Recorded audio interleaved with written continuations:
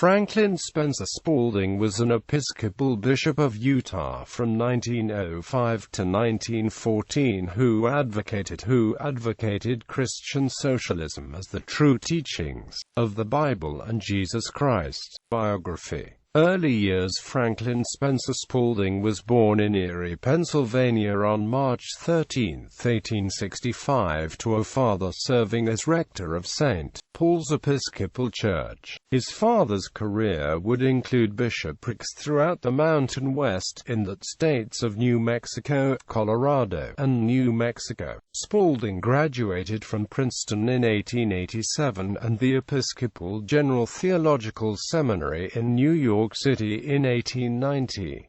Despite limited experience in the urban churches of New York City where poverty prevailed, Spalding did not encounter activists working for labor-related social change until 1896, when he began working as rector of St. Paul's Church in Erie, Pennsylvania. It took time, working in concert with the Erie Socialist local, to help improve his parishioners' lives. But eventually Spalding's views on the role of the church in relation to the working class and poor changed. Where he previously believed that the church could work at persuading the rich and the mighty to be kind and generous and public-spirited, he now believed that the only path to truly improve the lives of workers was to fundamentally redesign capitalism itself.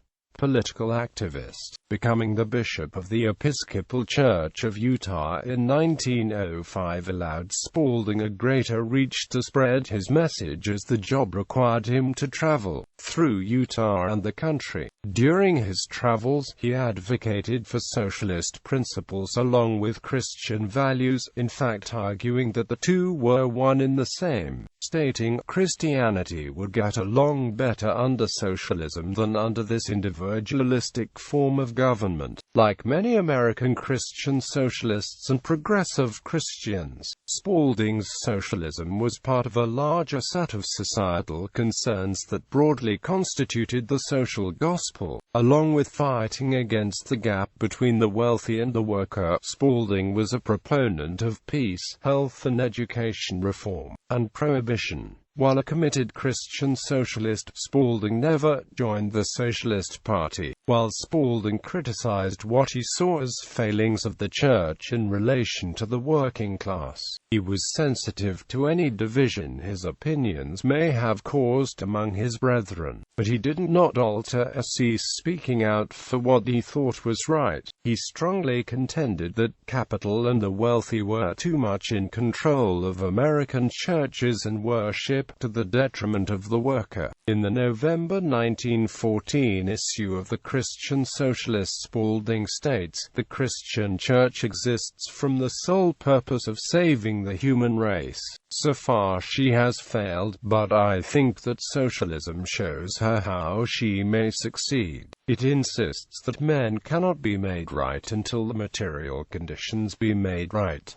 Although man cannot live by bread alone, he must have bread. Therefore the church must destroy a system of society which inevitably creates and perpetuates unequal and unfair conditions of life. These unequal and unfair conditions have been created by competition. Therefore competition must cease and cooperation take its place." Notably, on August 11, 1898, Franklin Spalding was the lead climber in a party of 4 to first summit Grand Teton, the tallest mountain in the Teton Range in Grand Teton National Park. However, Spalding actually believed that an earlier attempt in 1872 was the first successful ascent of the peak.